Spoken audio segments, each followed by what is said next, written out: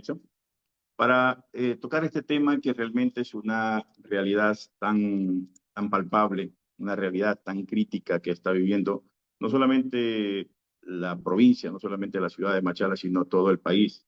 El Banco Interamericano de Desarrollo más o menos estima en unos 3 millones el déficit habitacional en la República del Ecuador.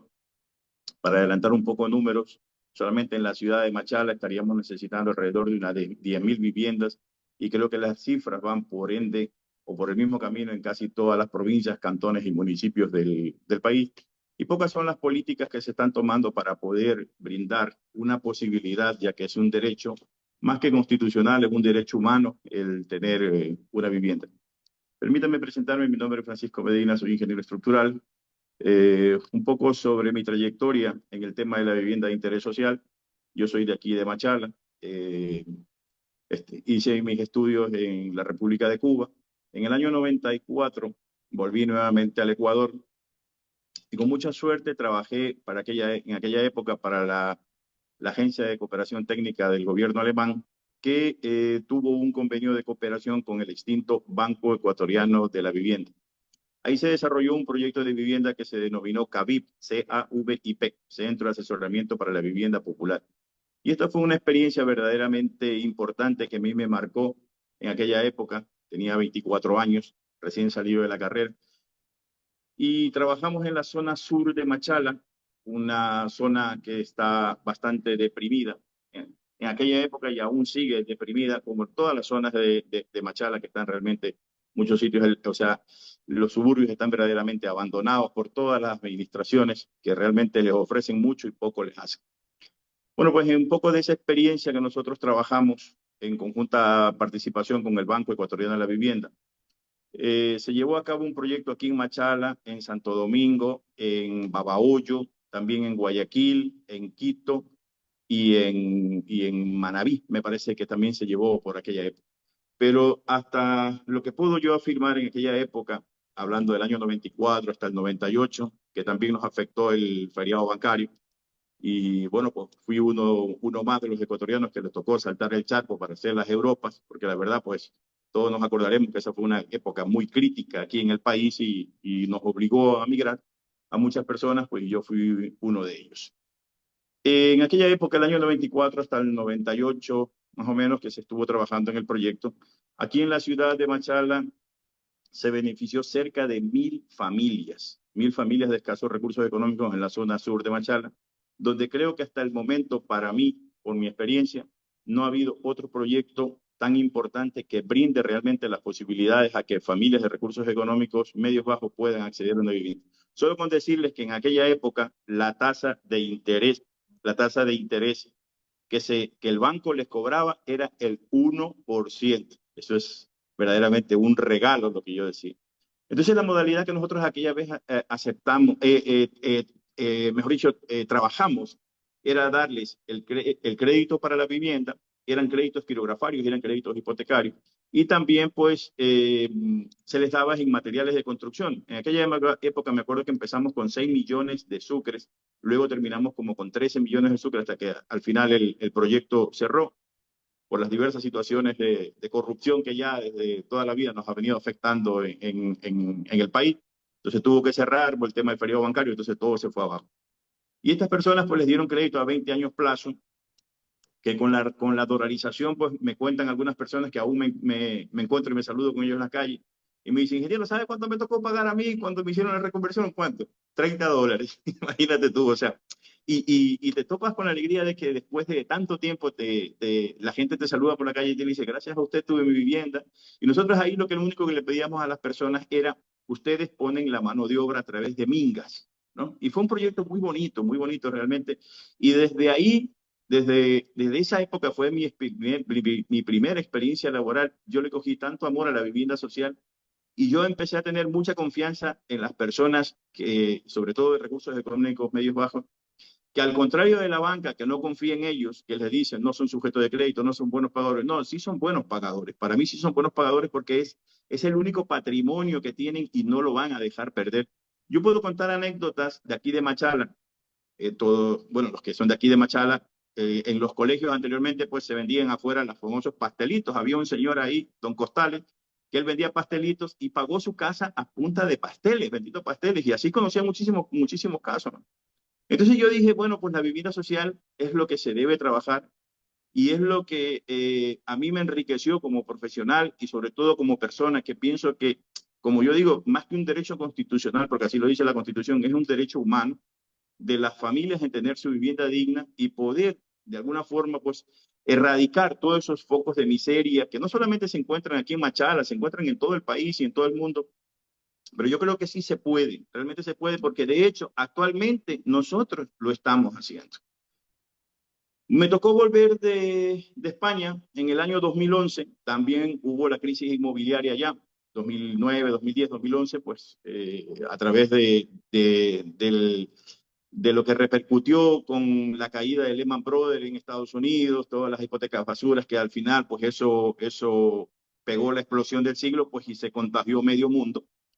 Un poco casi como la Gran Depresión Americana, pero bueno, no fue tanto, pero sí realmente hizo temblar los cimientos de la economía, sobre todo en España, que era donde yo vivía, y dije, bueno, pues esto cumplió su ciclo y me vuelvo al Ecuador. Volví al Ecuador en el año 2011, pues entonces monté una constructora que es la cual tengo el gusto y el honor de trabajar aquí en Machala, y nosotros estamos desarrollando un proyecto de vivienda de interés social, el cual por la experiencia se lo voy a comentar más adelante. Eso es un poco mi experiencia profesional en el tema de la vivienda de interés social, y el cual pues es un asunto que me apasiona mucho, y yo creo que sí hay cómo darle la posibilidad de que las familias puedan dejar de estar en el estatus de arrendatarios a pasar al estatus de propietarios de su vivienda, porque eso realmente a las familias les da le genera un patrimonio, y al generarles un patrimonio, pues les genera un nivel económico no alto, sino enriquece realmente su estatus familiar, porque ya son dueños o están en proceso de la compra de la vivienda a través de una hipoteca, pero si la están pagando puntualmente, ellos van a tener que terminar de pagar en 5, 10 o 15 años esa casa y pasarán a ser dueños absolutos de esa vivienda, ¿no? Nosotros aquí en Machala, como empresa constructora y como profesional, para poder saber cuál es la demanda y cuál es la necesidad de vivienda, nosotros nos hicimos un estudio que realmente es verdaderamente alarmante, en el cual lo vamos a comentar.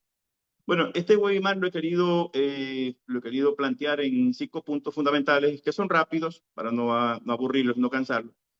5 puntos en el cual un poco vamos a tratar sobre la realidad de la vivienda. Y yo creo que esto es lo mismo si lo replicamos tanto en Guayaquil, Quito, Cuenca, Machala, Ambato, en todas las provincias, porque somos ecuatorianos y tenemos un factor común que es nuestra identidad ecuatoriana, ¿no? Entonces, el primer punto un poco sería la realidad urbana de Machala. El segundo punto sería la tipología constructiva que nosotros tenemos en Machala. Como tercer punto, tenemos las políticas públicas nacionales y seccionales para proyectos de vivienda de interés social aquí en Machala.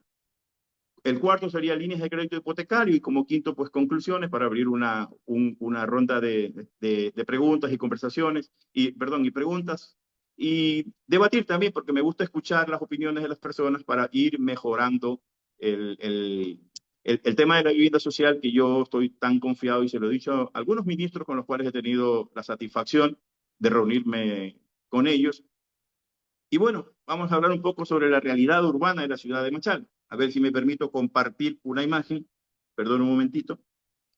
A ver, compartir una foto. Esta foto que está aquí. Ok, ahí ustedes ven la ciudad de Machala. Yo digo que la ciudad de Machala es como un caballito de mar, si ustedes lo ven, ¿no? Machala pues está al oeste, como todos conocen, tiene el Océano Pacífico.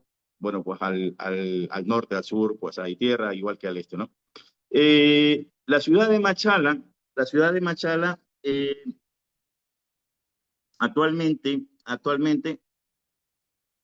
la ciudad de Machala en sus 200 años de vida política que tiene, hasta lo que ustedes vieron en la imagen, tiene una superficie de 3.600 hectáreas, lo que significan pues 36 kilómetros cuadrados de ocupación total.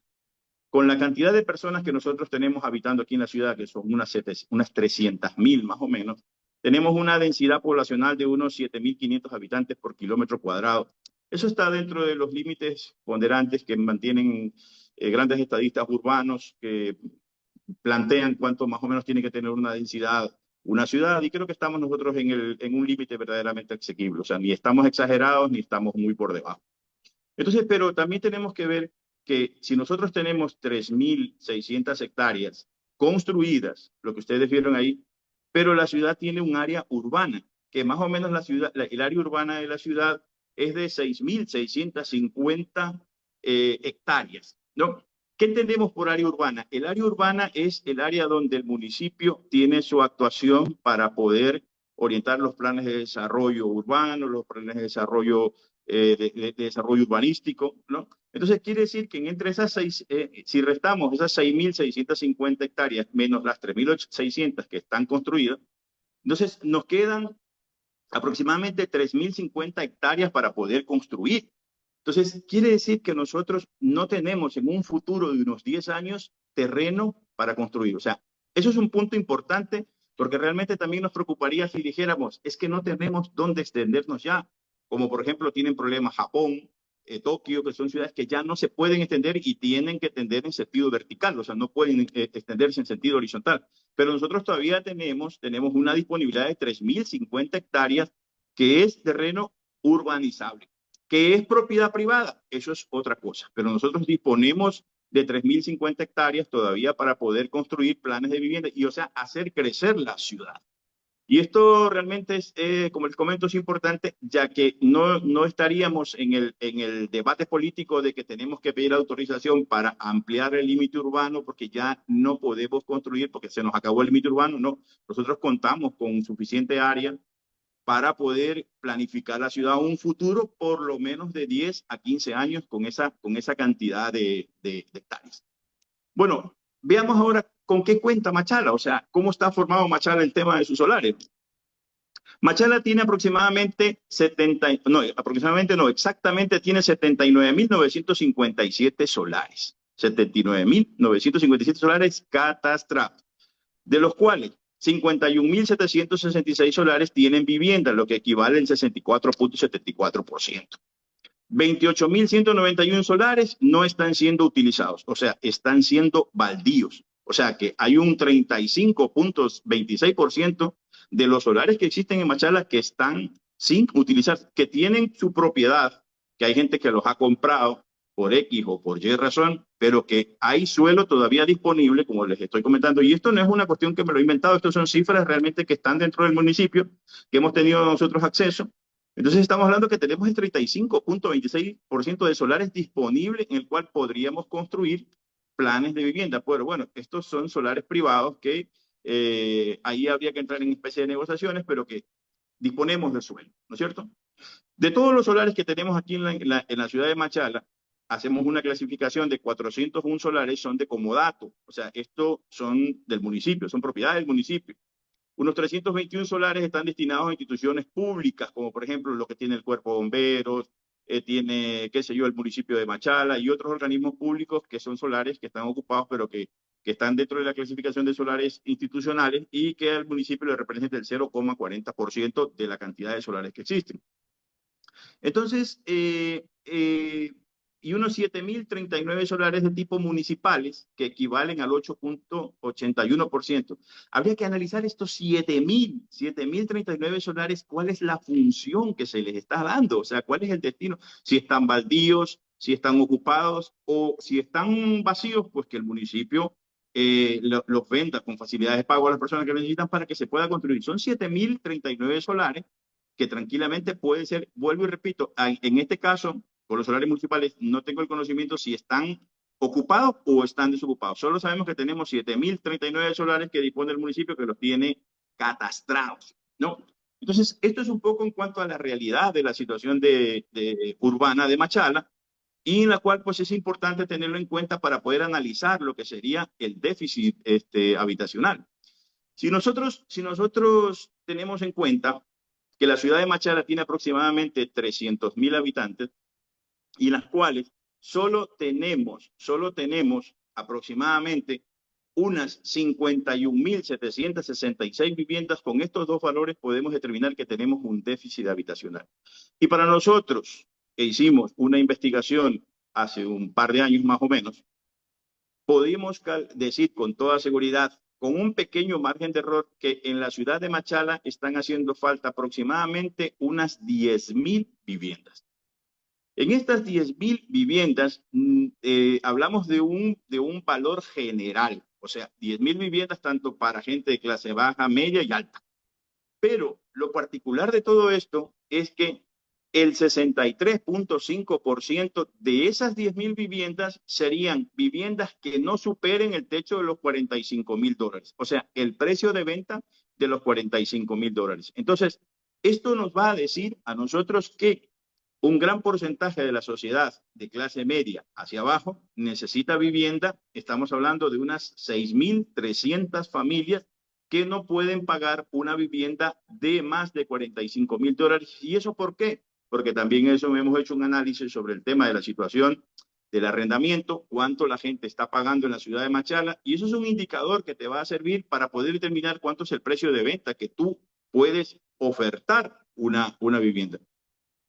Aquí hay una cosa particular que nosotros creo que tanto como promotores inmobiliarios, el municipio de Machala, y un poco la gente también tiene que un poco entrar ya en la dinámica de que sobre todo para mí, respetando el criterio de muchos profesionales o de los que están aquí presentes y de otras personas, para mí es muchísimo más rentable construir en altura que en sentido horizontal. Y les voy a decir por qué.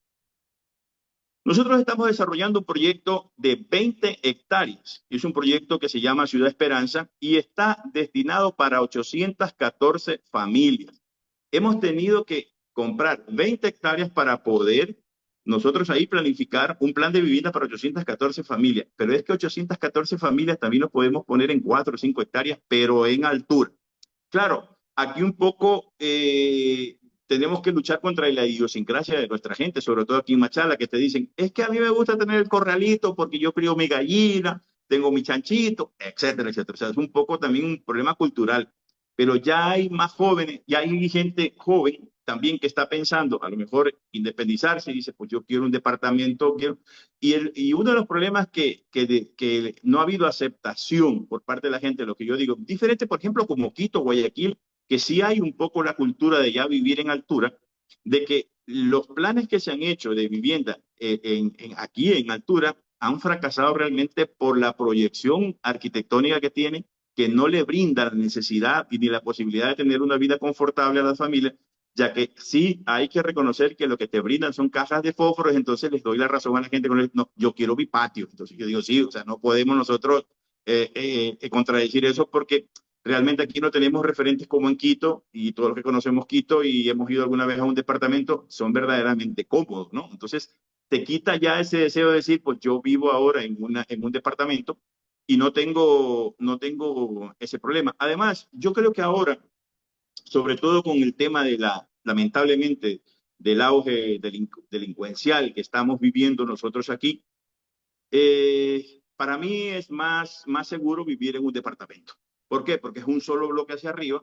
No es lo mismo que hablemos de una urbanización que son más horizontales y los cuales pues, hay más probabilidades de allanamientos indebidos, etcétera. Además, las urbanizaciones tienen mucho costo añadido. ¿Por qué razón? Porque tenemos que hacer muchos metros cuadrados de asfalto, muchos metros cuadrados de tubería para el tema de saneamiento, de agua potable, etcétera. Entonces, eso es verdaderamente complicado. Entonces, en este caso, pues, creo que también la ciudad ya tiene que empezar a pensar en que debemos nosotros iniciar en las construcciones verticales para poder optimizar y a sacarle mayor provecho a lo que sería el suelo. Bueno, en este caso, les comento como manera particular, la constructora Iberconsa desarrolla un plan habitacional aquí en la ciudad que lo tiene totalmente aprobado en el municipio. Nos ha costado realmente, pero bueno, lo hemos aprobado. Se llama Ciudad Esperanza y es un proyecto que pretende dar la posibilidad a 814 familias para que puedan tener su vivienda y así pues hacer realidad el sueño de tener una casa propia.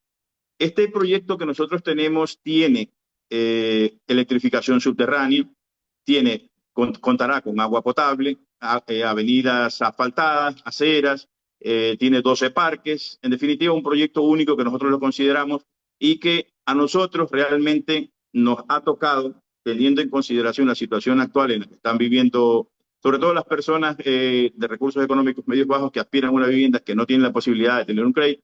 Hemos optado la modalidad de dar un crédito directo para la vivienda, para que compre la vivienda, así como usted lo escucha. O sea, nosotros nos hemos convertido también en un pequeño banco para que las personas, en vez de pagar arriendo, nos compran a nosotros directamente la vivienda y así, pues prácticamente dejan de pagar arriendo y van pagando su vivienda. Las cuotas, casi las mismas de las que están pagando por el arriendo, entre 200 a $250 por una vivienda. Sí, es una vivienda de 2, 3 habitaciones, muy básica, pero bueno, ya lo que incentivamos a las personas es que es tuya, es tu casa, tú puedes ir haciendo arreglos, tú le puedes ir haciendo modificaciones, etcétera.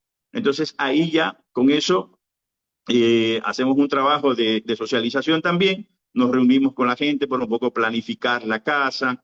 Les cuento como experiencia que cuando estuvimos desarrollando el plan de vivienda, nos reunimos con las personas para ver cómo ellos quieren su barrio, cómo aspiran a tener su barrio, y así pues que ellos sean partícipes también del desarrollo de su ciudad. Les comento como anécdota que cuando estuvimos desarrollando el proyecto en el año 2012 más o menos, me reunía con ellos y yo les decía, bueno, miren, el proyecto va a tener un espacio para un UPC, el proyecto va a tener un espacio para un centro de salud, el proyecto va a tener aquí canchas de básquet, acá canchas de indoor, porque no queremos causar el problema que creo que en muchos sectores se da, que en la misma cancha la hacen múltiples.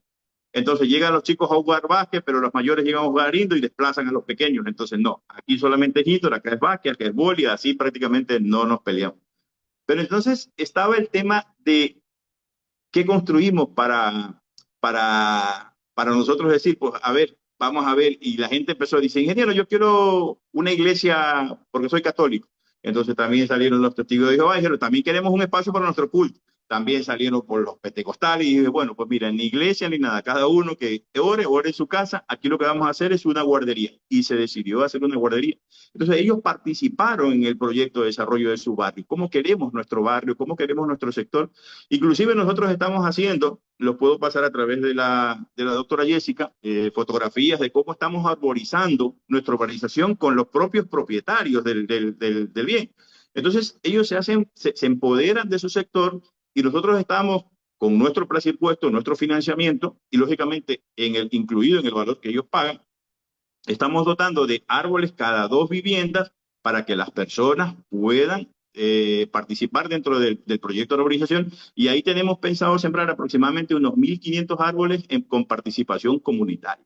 Una de las cosas particulares que nosotros tomamos como iniciativa dentro de nuestro proyecto, y creo que eso lo padecemos muchísimo en la ciudad de Machala, es de que nosotros no tenemos aceras de pésimo diseño, como yo digo, como lo que hay aquí, que tú vas, parece que estuvieras subiendo unas escalinatas, subes una, bajas otra, entonces las personas con discapacidad, digamos, que van en silla de ruedas o que van con muletas, o sea, tienen ese inconveniente, no tienen ese inconveniente y eso afecta muchísimo a la ciudad y nosotros hemos hecho aceras realmente planas, donde está prohibido totalmente hacer badenes para que puedas meter el carro, pero hemos diseñado un sistema de bordillo en el cual te cumple esa función, o sea, te sirve de bordillo y te permite subir el carro de tal forma de que tú no tengas que hacer los badenes, los huecos estos que hacen en las aceras para poder subir el carro, porque si una persona va en silla de ruedas, entonces ya se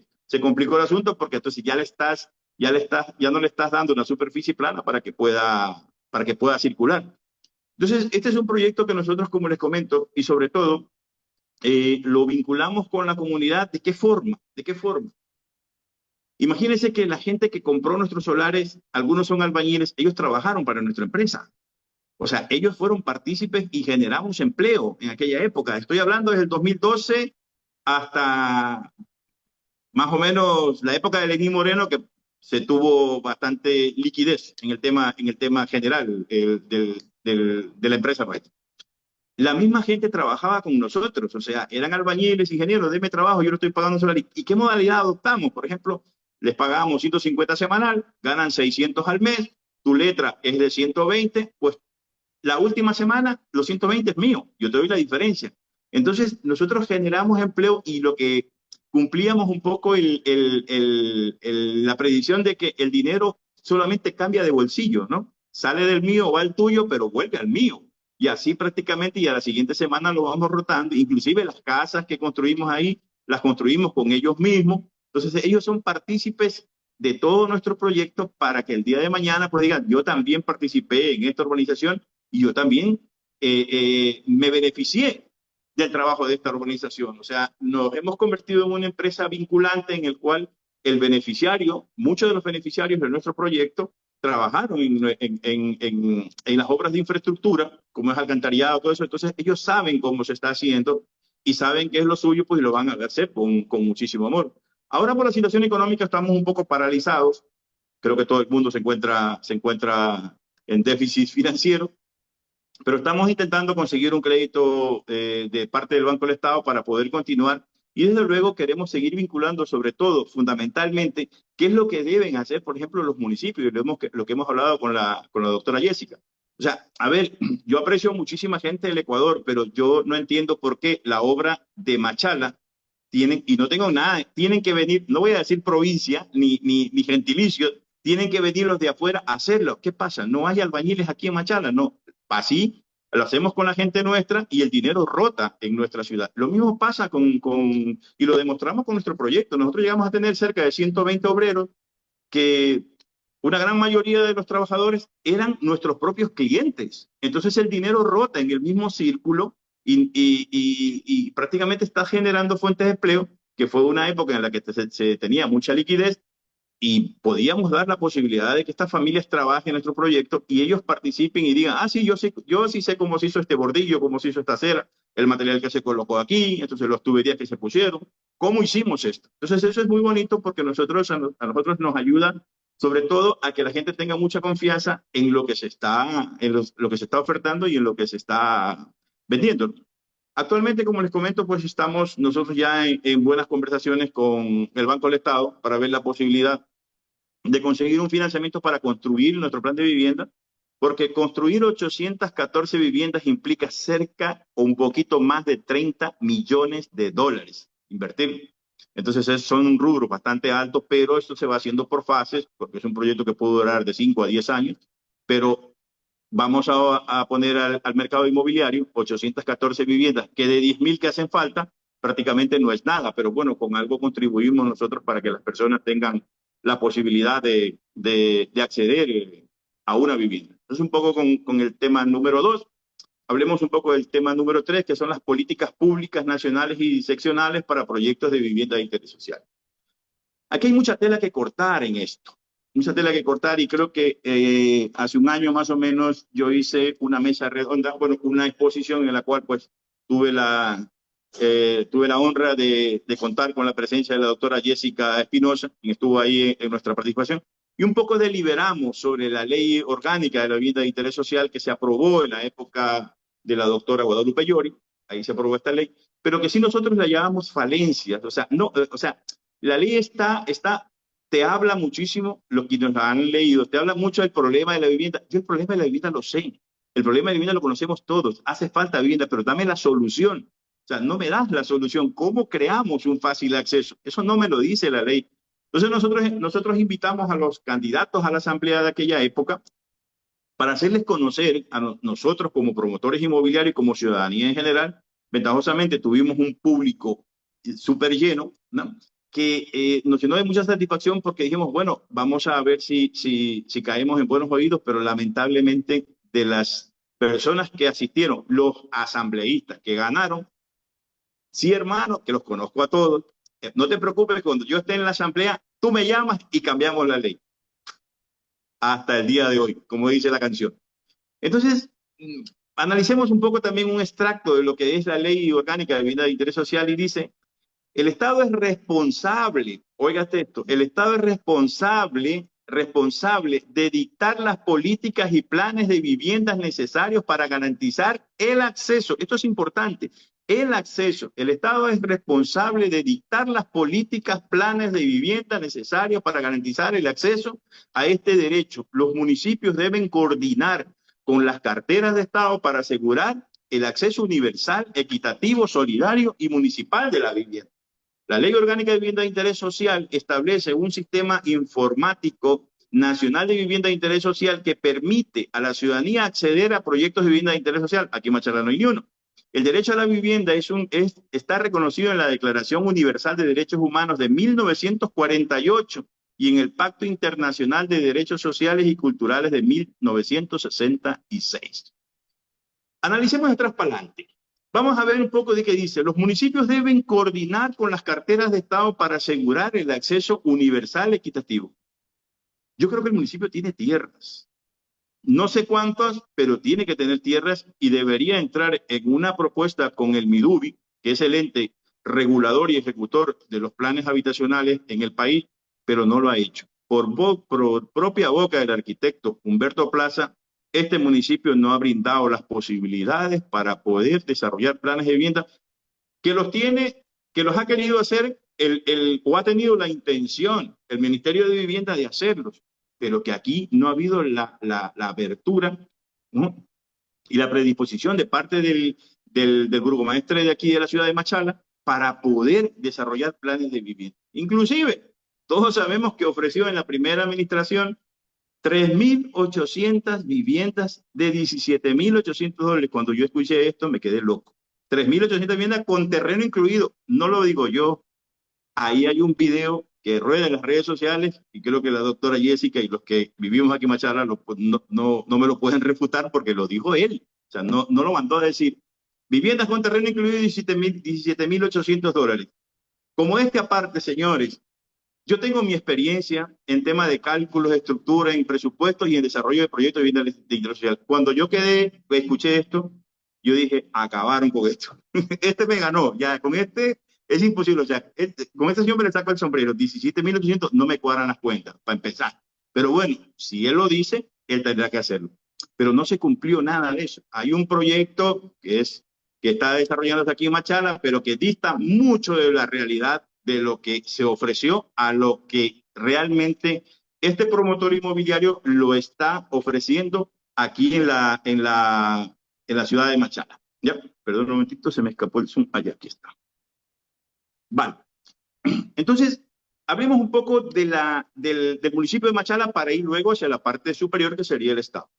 Señores, con certificación municipal, a mí me ha hecho saber que el municipio no cuenta con una ordenanza específica para desarrollar proyectos de vivienda de interés social.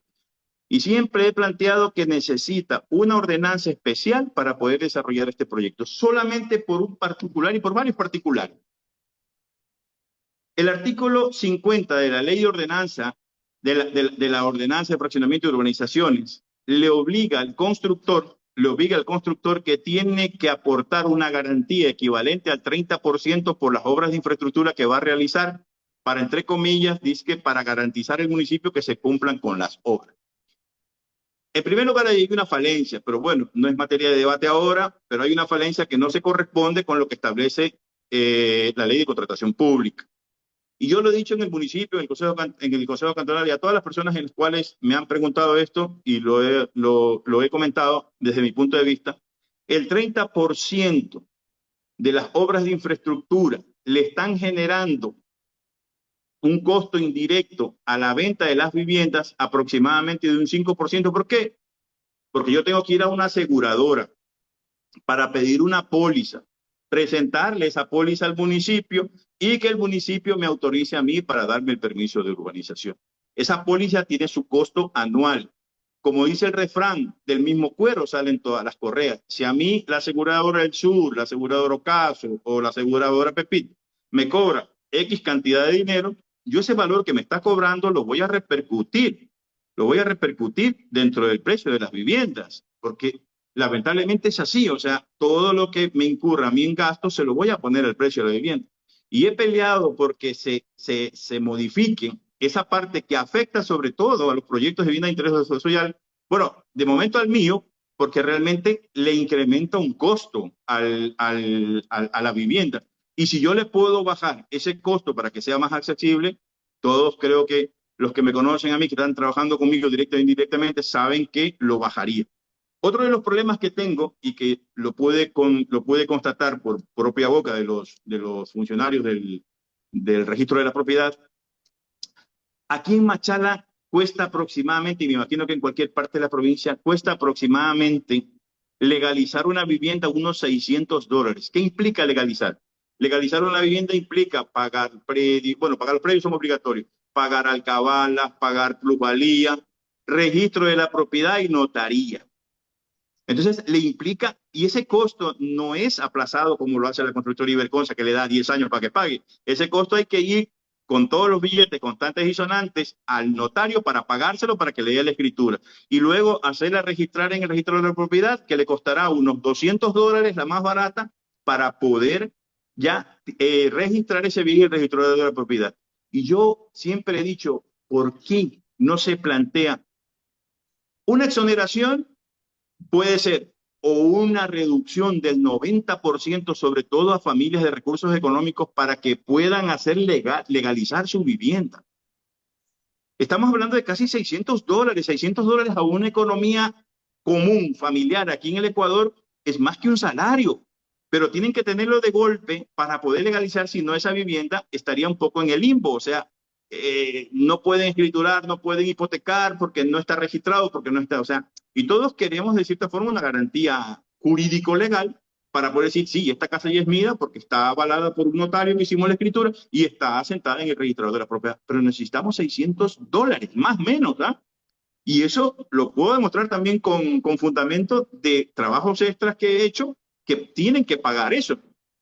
Entonces yo he planteado en el municipio que por qué no en estos casos se hacen exoneraciones o qué sé yo, paguen el 50% o les exoneren el 100%, porque realmente o les exoneren el 90% o alguna cantidad, pero algún valor representativo para que no sirva, porque si tienen que pagar esa vivienda a crédito al siguiente mes, el banco sin compasión les cobra la letra. No le está diciendo, ah, ya, mijito, paga primero los 600 al notario, registro y todas esas cosas, y luego me pagas. No, el 30 me tienes que pagar la casa, tengas o no tengas.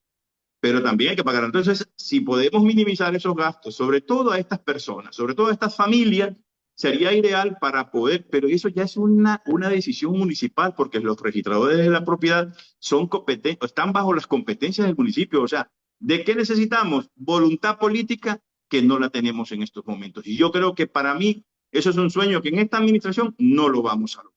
En otras a lo mejor sí, esperemos la sensibilidad de quien se sienta en el sillón municipal para poder cambiar eso, pero fundamentalmente a los proyectos de vivienda de interés social. Yo creo que de parte del municipio también se tenía que incentivar. Por ejemplo, yo vi experiencias en España en que se incentivaba a la primera vivienda, o sea, a jóvenes parejas que recién se casan y quieren comprar su vivienda, exonerados de algunos impuestos, o sea, porque realmente la economía de nuestro país no está para pagar tantos impuestos, aunque es una obligación también pagar los impuestos, porque si no, ¿de dónde salen las obras, no? Pero sí tiene que haber incentivos para que las jóvenes, los jóvenes matrimonios puedan tener su vivienda y diga, pues mira, tú no me vas a pagar, qué sé yo, en los 4 años de administración, la tasa que pagas por el tema de la plusvalía se va a reducir al 50%, o si compras tu primera vivienda estás exonerado, porque realmente el municipio, yo no sé hasta qué punto no la analiza, pero quiere cobrar algo del cocacho, como decimos vulgarmente, a la compra de una vivienda, cuando sabe que esa vivienda le va a generar más a través del tiempo. No es lo mismo tener 20 hectáreas vacías que tener 20 hectáreas con 814 contribuyentes. Y eso yo no sé hasta qué punto estos señores eruditos, ya no me refiero solamente a esta administración, sino a todas las administraciones que han pasado, no lo ven como una especie de negocio sano, desde luego, porque son 814 contribuyentes que no solamente le contribuyen al municipio, le contribuyen indirectamente, porque ya tenemos que poner una línea de bus. Esa línea de bus genera impuestos, esos buses, porque pagan sus tributos también. Entonces todo va rotando y va rodando en base a la economía de la construcción.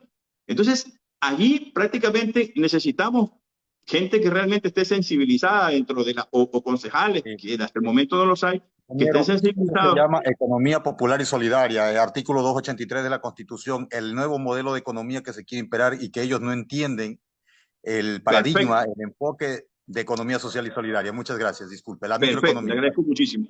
Entonces, en ese tema, o sea, el municipio tiene que trabajar muchísimo, qué sé yo que lo que les he dicho, un permiso de urbanización para un permiso de construcción para este tipo de viviendas, yo tengo que pagarlo porque me lo exige el municipio. Y no se lo cobro yo, le están cobrando 150 y $200, lo tengo que pagar en el municipio. Chico, exonera el 50%. Esa gente está haciendo un esfuerzo por tener su vivienda.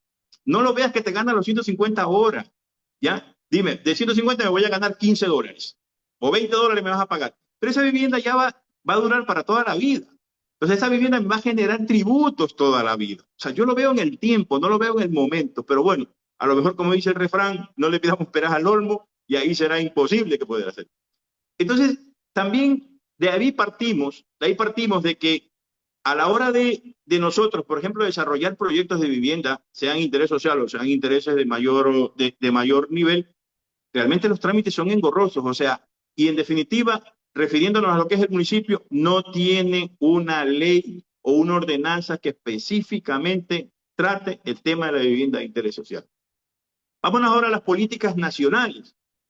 Las políticas nacionales están bastante claras también en tema de lo que plantea el MIDUBI en los acuerdos que emite cada vez que entra un ministro actualmente con el que están, no le han hecho pequeñas modificaciones. Bueno, el ministerio puedo dar fe de que sí otorga un bono habitacional para que las personas puedan minimizar ese costo de la vivienda. Por ejemplo, si la vivienda está en un rango X, le vamos a dar 5.000. Si la vivienda está en un rango Y, le vamos a dar tanto. Si la vivienda está en un rango Z, le vamos a dar tanto. Vale. Pero señores, lo que no acaba de entender, inclusive el MIDUBI, para poder acceder a un bono, y lo digo con conocimiento de causa, Pepito Juárez, por poner un ejemplo, tiene que cumplir una serie de requisitos. Pero entre uno de los requisitos hay que cumplir una fórmula que es muy sencilla. A más B más C. A es el ahorro, B es el bono y C es el crédito. El municipio le dice, yo te califico, Pepito Juárez, estás calificado para darte $5.000. Qué chévere. ¿Tu casa cuánto vale? 30 menos 5, 25 te tiene que costar ahora. Ya, ¿y qué hago? Tienes que ir a pedir un crédito al banco. Hasta ahí llegó la alegría. Entonces hay que buscar unos mecanismos realmente que nosotros se le hemos planteado al MIDU. Pero bueno, también parece que no entienden la movida y hasta ahí seguimos con los mismos. Entonces, para que la persona pueda acceder a ese bono, tiene que ir al banco a pedir un préstamo para que él pueda ser beneficiado con ese bono habitacional. Entonces, la verdad que la inmensa mayoría de las personas no pueden acceder a esos préstamos por A o por B razón, sobre todo un crédito hipotecario. Y lo anecdótico de todo esto es que cuando tú vas a pedir, ellos te llaman sí para darte una tarjeta de crédito, pero cuando tú le dices, quiero un crédito para comprar mi casa, me dicen, ah, no, es que eso no damos. Pero una tarjeta de crédito te la damos de maravilla. Entonces, en esas partes estamos totalmente con mucha falencia en cuanto a las políticas públicas, modificaciones que tenemos que hacer. Nosotros vamos a hacer otro debate con los nuevos candidatos a la Asamblea Nacional. Seguimos insistiendo, no perdemos la fe ni perdemos la esperanza de que alguien nos puede escuchar y que alguien realmente saque la cara, sobre todo en nuestra área. Zapatero a tu zapato. Yo soy constructor y velo por la vivienda social. El otro son juristas y velan por modificar las leyes. El otro son médicos, velan por la mejor salud, pero todos de cierta forma contribuimos al desarrollo de las diversas actores o secciones que tiene el Estado, como es la construcción, la vivienda, la seguridad, etcétera, etcétera, la educación, etcétera, ¿no? Bueno, toquemos el cuarto punto, que serían las líneas de crédito hipotecario. Para poder comprar una vivienda que tiene un costo, nosotros, viviendas desde $35.000, si no tienes el dinero contante y sonante, pues tendrás que acceder a un crédito hipotecario. Y en el estudio que nosotros hemos hecho, para poder nosotros determinar el tipo de crédito hipotecario que nosotros vamos a dar, o vamos a analizar un poco el sujeto social. Miren, nosotros en la encuesta que hicimos, una de las preguntas fundamentales que nosotros planteamos en la encuesta fue ¿cuánto pueden pagar mensualmente los machaleños por una vivienda? ¿Y saben cuáles fueron los resultados? El 65.5% no puede pagar más de $150. El 65.5%. El 27.6% de 151 a $200. Y apenas un 3.5% puede pagar más de $201. Entonces, este valor es importante tenerlo en cuenta para saber qué producto es el que vamos a ofertar nosotros. de qué valor es la vivienda que nosotros tenemos que ofertar, porque tenemos clientes que no pueden pagar más de 150 o $200, pues la vivienda tiene que costar de 30.000. Tenemos clientes que pueden pagar más de $200, 3.5%, tenemos que hacer 30 casas para esto, 600 casas para los del 65.5% y 300 casas para los del 27.6%. Entonces esos valores hay que tenerlos en cuenta para poder plantear una vivienda, una oferta de vivienda. Hablemos de la ciudad de Machala. La ciudad de Machala tiene 22 bancos distribuidos de la siguiente forma: 11 cooperativas y 11 bancos como tal. Pero solamente de los 11 bancos y entidades financieras, el 16% tiene líneas de crédito. Diferencialicemos en el tema del crédito, porque hay la modalidad del crédito hipotecario BIS y la modalidad del crédito hipotecario convencional, que se las explico yo ahora. Pero resumiéndolo todo, entre BIS y sistema convencional, el 16% de los bancos que están aquí en Machala solamente dan créditos hipotecarios.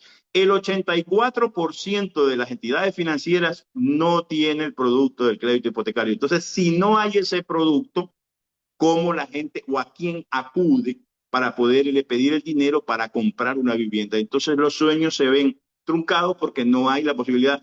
Y creo que dice aquí, por eso les pedí que pongan énfasis en esto, lo vamos a repetir: políticas públicas nacionales y seccionales, dice: el Estado es responsable de dictar las políticas y planes de viviendas necesarios para garantizar el acceso. El acceso es importante, pero el acceso, yo creo que siempre lo he dicho, está condicionado con una línea de crédito accesible para poder las familias comprar una vivienda. Pero si de los 22 bancos que tenemos aquí en Machala, los 22 entidades financieras que tenemos aquí en Machala, solo el 16%, entonces el Estado no está haciendo los deberes, no está creando las condiciones para decirle a la banca: tú me tienes que dar créditos hipotecarios en estas condiciones para que mi gente pueda tener una vivienda digna. Entonces ahí ya hay motivo de reclamo ante la gestión y el desarrollo del gobierno como tal. Es decir, usted no está cumpliendo con esta parte del artículo que dice que usted es garante y usted es responsable de crear condiciones para que la gente pueda tener una vivienda. Y las condiciones fundamentalmente no están en el sistema constructivo, sino está en el sistema cómo tú compras tu vivienda. Mire, tenemos una información que es a nivel nacional. ¿Cómo están los créditos hipotecarios en el Ecuador? El Banco del Pichincha lo tiene al 9,93. Increíble, endeudarse eso es una locura. Pero solo te financia hasta el 80%. Tú tienes que tener el 20%. El 20% de una vivienda de $30.000 son $6.000. Si los tienes, bendito sea. Y si te dan el préstamo, mejor todavía. Pero tienes que coger al 9,93. A 20 años terminarás pagando 3.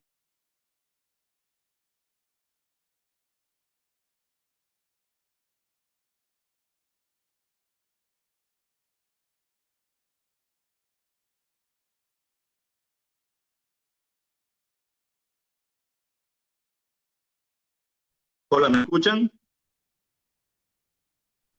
Ya se escucha, doctor. Perfecto, ingeniero. Adelante. Sí, Perfecto. ingeniero, ya se Se conectó. nos acabó de ir la luz.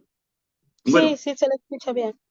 seguimos. Entonces, las tasas de crédito de los bancos son verdaderamente, disculpen la palabra, criminales. O sea, un crédito hipotecario al 10%, al final terminaremos perdiendo la vivienda, o se verán en los tribunales los beneficiarios con los bancos porque no pueden pagar sus viviendas, y el banco tendrá que quitársela. Hay una línea de crédito que el Estado la subsidia, y es que es una línea del 4.99, pero que en Machala solo la tiene el Banco del Pichincha y el Banco Rumiñahui. Pero el problema es que para acceder a ella es tan complicado que tienes que cumplir una serie de requisitos que realmente a veces se hacen muy tediosos y dices: imposible, con esto yo no puedo seguir. Entonces yo creo que en estos casos, y sobre todo por las condiciones que pide el banco, le comento, de que son verdaderamente inaccesibles. Entonces habría que plantear como sociedad civil que exista una política realmente accesible para que las personas puedan tener una vivienda digna, sobre todo amparado en lo que dice la Constitución, la Ley Orgánica de la Vivienda de Interés Social, que el Estado es garante de crear las condiciones para que en nuestro país se den realmente buenas opciones para poder acceder a una vivienda. Es un poco lo que preocupa aquí en el país. Nosotros, como tal, como urbanistas, sí estamos preocupados porque realmente las personas no tienen el fácil acceso para poder tener una vivienda y sí nos preocupa si construimos casas, cómo nos las compran. Nosotros hemos planteado una alternativa y una solución a este problema al Estado. ¿En qué consiste? Denos el dinero a nosotros al 6%, que lo da el Banco del Estado, nosotros lo colocamos al 7.5%, pero usted me tiene que dar 12 años y yo al cliente le doy 10 años. O sea, prácticamente sería un crédito directo. Ahí hay un problema porque la ley no te lo permite y creo que hay un trabajo que hay que hacer a nivel de Asamblea Nacional para modificar eso porque realmente si nos vamos a esperar de parte de la banca, que sea la banca la que tome la iniciativa para poder otorgar créditos hipotecarios para que la gente pueda acceder a una vivienda, creo que el déficit seguirá aumentando y la gente no podrá tener el acceso a una vivienda digna. Es un poco lo que tengo que comentarles en el tema de la vivienda. Si abrimos, doctora, ya un debate, preguntas y conversamos sobre el asunto. Muchas gracias, ingeniero. Gracias por su aporte a este espacio de derechos humanos. Vamos a abrir un espacio de preguntas desde la ciudadanía. Pero antes de dar la palabra a los ciudadanos, vamos a leer el siguiente artículo de la Constitución ecuatoriana para que quede claro un poco la base legal de lo que ha expuesto el ingeniero, ¿no? Bien, de acuerdo al artículo 375 de la Constitución del Ecuador, escúchese bien, dice, el Estado en todos sus niveles de gobierno, esto implica gobiernos autónomos descentralizados, es decir, municipios, garantizará el derecho al hábitat y a la vivienda digna. En el numeral 5 dice, desarrollará planes y programas de financiamiento para viviendas de interés social a través de la banca pública y de las instituciones de finanzas populares, con énfasis en las personas de escasos recursos económicos y las mujeres jefas de hogar. La Constitución entonces muy clara en el artículo 375, donde garantiza lo que precisamente nuestro ponente invitado, el ingeniero Francisco Medina, ha hecho énfasis, que el municipio de Machala debe tener una política pública. Lamentablemente no existe. Actualmente hay un proyecto que dice que es de interés social con una institución privada, que nosotros hemos como asamblea levantado las alertas. En primer lugar, se ha beneficiado a personas que no pertenecen a grupos prioritarios. No queda claro el cumplimiento del plan de trabajo del alcalde de la administración anterior en esta administración, en donde él aseguró que establecería una política pública para beneficiar al 50% de grupos prioritarios en esta política de vivienda digna. Hasta la vez, el municipio tiene una política propia, una política pública, y eso lo tenemos documentado como Asamblea Ciudadana. Resultado, a menos de 3 años de acabar el periodo del señor alcalde, no hay lo que prometió en campaña. Entonces, nuestra pregunta es, ¿dónde queda lo que se plasma en un plan de trabajo que lo llevó a la reelección? Esta es la realidad que vive Machala y que ya la ha descrito el ingeniero Francisco Medina. Es posible hacer una política pública siempre que hay una gestión. Obviamente el municipio no lo va a hacer todo, debe hacer una gestión con la banca. En Machala, la banca, no tenemos bancos que generen esta línea de financiamiento solidario a grupos prioritarios para acceder a la vivienda digna. Entonces tenemos la realidad que tenemos, profesionales con sueldo fijo, funcionarios públicos que con más de 10 años de carrera no tienen una vivienda. Y esa es la característica y la constante en Machala, ¿no? Solo por poner un ejemplo. Si vamos a otras ciudades, a otras provincias, parece que la realidad es parecida. Bien. Poniendo este matiz, vamos a dar paso entonces a las preguntas o inquietudes que tenga el público que nos sigue por las redes sociales y por vía Zoom. Queda abierto el micrófono, estimados ciudadanos.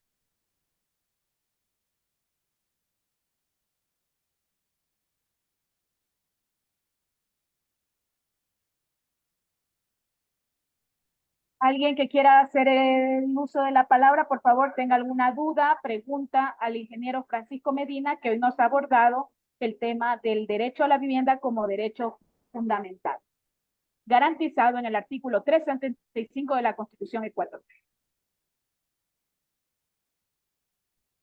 Sociólogo Luis Amigos Duchicela, ¿usted quiere decir algo?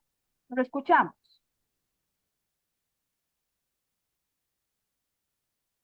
Hola, ¿me escuchan? Buenas tardes, mi querida amiga Sí, doctora Jessica Espinosa. Gusto lo saludarla. escuchamos. Adelante. Buenas tardes. Señor Francisco Medina, un honor. Escucho su El intervención honor y es mío. estoy muy atento porque en algún estudio que realicé justamente traté el tema del artículo 30 de la Constitución que habla precisamente de la vivienda de interés social, la cual no se ha generalizado y luego en Hábitat, si me recuerdan qué año fue la reunión en Quito con sede de Hábitat 2000, no me recuerdo el año, que dio justamente ya los bases de este déficit tan elevado que teníamos de vivienda de interés social en el Ecuador, como también un reflejo de las desigualdades de los grupos económicos sociales del país. Era abismal la cuestión y sigue creciendo lamentablemente y profundizando o agudizándose la situación. No hay realmente vicios de una política pública y a nivel local mayormente porque es más cercano a la realidad de cada ciudadano, como ya lo dijo la doctora Jessica Espinosa. Entonces, en este contexto, estimado ingeniero, ¿cómo lograr que ahora que se está justamente, tuvimos reuniones anteriores, se está actualizando el plan de desarrollo, cómo de alguna manera concientizar, por no decir obligar a nuestras autoridades municipales, ya que el marco legal lo dice, no es un invento de nosotros, que somos un conjunto de profesionales en este momento, que aquí junto a la doctora Jessica Espinosa en la Asamblea Ciudadana, que le podemos decir con datos,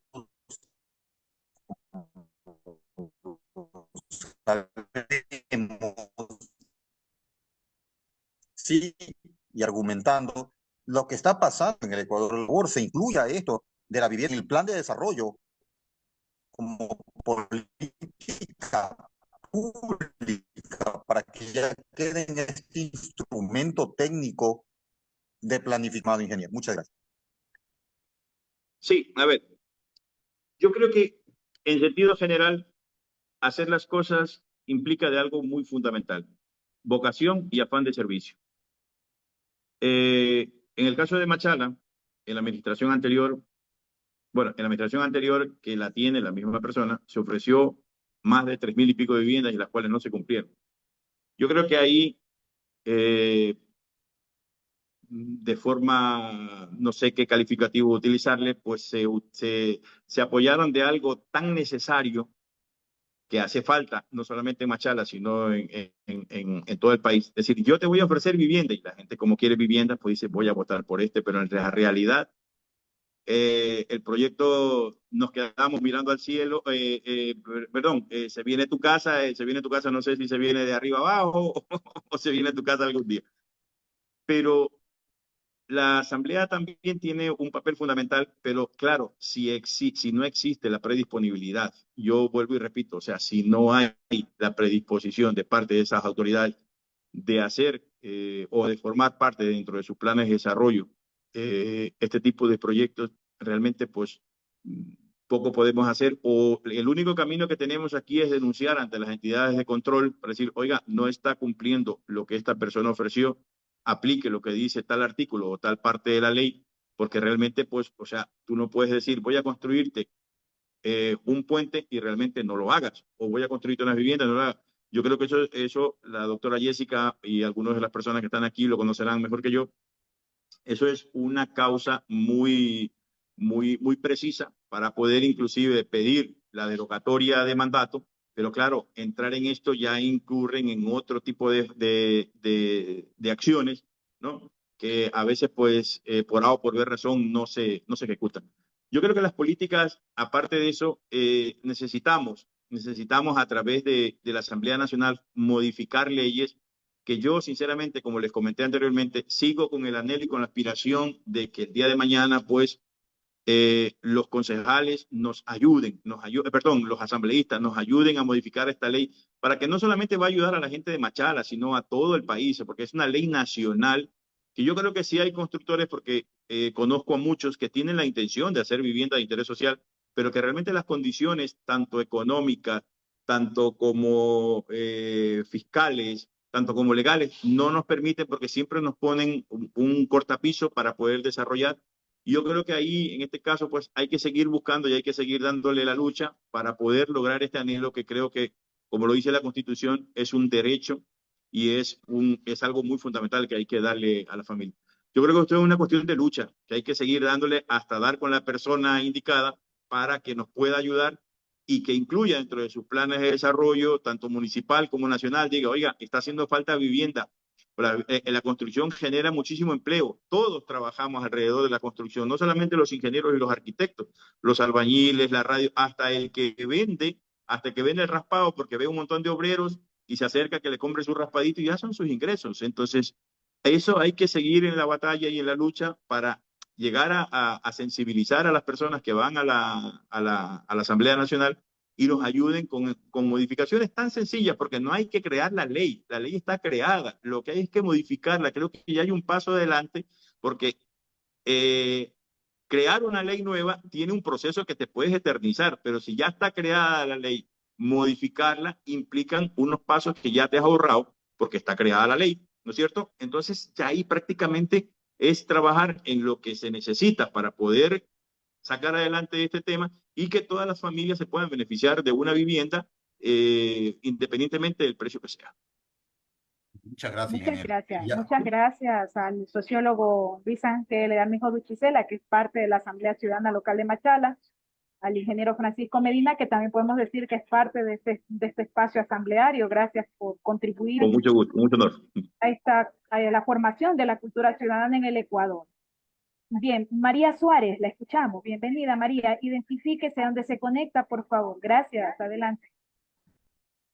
¿Cómo está? Saludos a todos. María Suárez de la provincia de Santa Elena, específicamente de la parroquia Simón Bolívar Julio Moreno.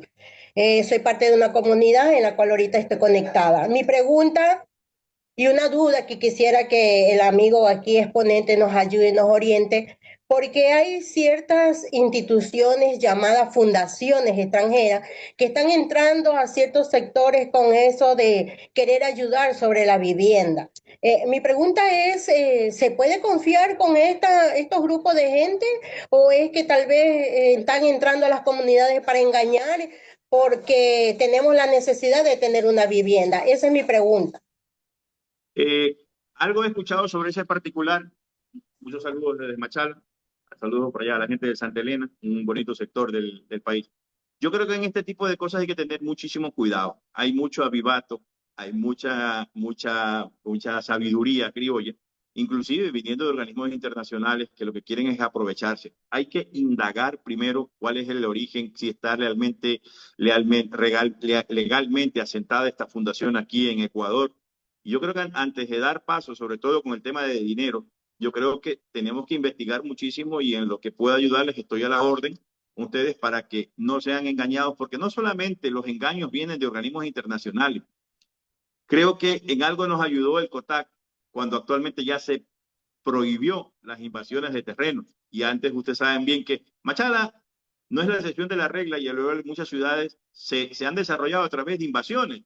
Entonces, el propietario de la tierra al final le convenía más negociar con el invasor y el jefe de la invasión le decía pues a los que necesitamos la tierra, mira, el hombre me está pidiendo 2.000, ¿no es cierto? Y tú me tienes que pagar 3.000. O sea, realmente lo tenían como un negocio, pero bueno, ya el COTAC lo prohibió y ahora sí pagas cárcel si invades un terreno. Lo mismo con este tipo de cosas, ¿no? Porque aquí en Machala hubo, yo no estaba aquí en el país, unos mexicanos que vinieron a ofrecer un plan de vivienda y estafaron a muchísimas personas. Entonces, lamentablemente, el área de la construcción está muy tocada y muy sensible y la gente es muy reacia cuando escucha, te voy a vender una vivienda que está en plano y se me van a estafarnos. Pero bueno, mi estimada amiga, yo creo que este tipo de cosas, antes de dar dinero, primero averigüemos todo lo que tengamos que averiguar para poder estar seguros de lo que vamos a dar, porque si no, puede ser un problema y tengamos que lamentarnos el día de mañana. No confiarse totalmente de esto, ¿ya? No confiarse totalmente de esto porque hay mucha gente muy avivata que se aprovecha de la necesidad, sobre todo, no de la ingenuidad, sino de la necesidad de la gente y ofrecen el oro y el moro para que puedan tener su vivienda. Muchas gracias, ingeniero. Bien, en el lenguaje popular no hay que dejarse endulzar el oído, mi estimado ingeniero. No hay que dejarse endulzar el oído, jamás eso ahí. Bien, vamos a continuar. Hay una pregunta en redes sociales. Gracias a quienes nos siguen a través del Facebook Live de la Asamblea Ciudadana Local. Hay una pregunta que nos realizan jóvenes universitarios que están conectados esta tarde con nosotros y nos preguntan, ¿cuál sería la consecuencia o el impacto en la calidad de vida de los ciudadanos el mantener un déficit de una política pública en vivienda social? Esa es la pregunta que nos hacen, ingeniero. ¿Me la puede repetir? La pregunta es, ¿cuál es el impacto en la calidad de vida de los ciudadanos el no tener una vivienda social propia, digna para vivir? O sea, el que se mantenga esta problemática, quiero entender, ¿no? Que es el contexto Sí. de la pregunta. A ver, me valgo de algo que creo que todos en algún momento de la vida lo hemos hecho. Todos, creo que la mayoría hemos ido a hacer una solicitud de un préstamo al banco o a una cooperativa. Y nos hacen llenar un formulario, ¿no?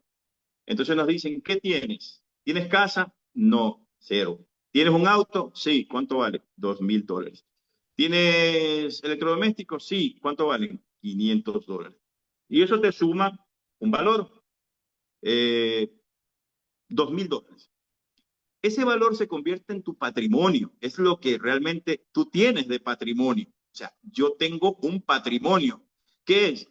Todas las personas tenemos un patrimonio porque tenemos a lo mejor una silla que es mía, mi cama, mi ropa, mi carro, pero te da muchísimo más valor el tener una vivienda porque tú le pones valor de la vivienda, $50,000. Entonces ya realmente te convierte a ti, aumenta tu patrimonio personal y creo que eso para mí entender, le genera un nivel, no de estatus social, no, sino más bien un nivel de decir, yo ya tengo, no soy cualquier cosa, sin hablar mal, me van a disculpar, ¿no? Yo ya tengo mi casa y tengo un patrimonio. Yo creo que eso a la larga va a generar una sociedad que está económicamente más solventada con activos, porque la vivienda es un activo, de que realmente decir, oiga, no soy don nadie, yo tengo una casa, tengo un carro, tengo televisor, tengo esto, pero no, o sea, diferente de que diga, yo solo tengo un carro, televisor, una cocina o 2 ollas, pero la casa es arrendada.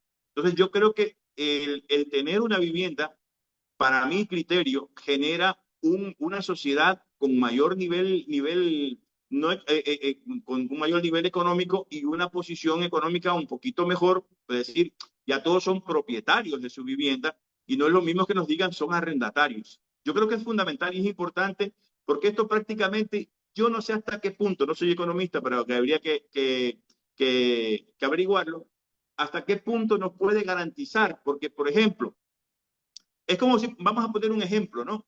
Yo le voy a pedir a una persona que me garantice para hacer un préstamo, pero esa persona tiene solamente un carro y los enseres de su casa. Entonces el banco le dice, si este no me paga, el de acá que le quito la casa, le quito el carro, le quito la olla, las cocinas, ok.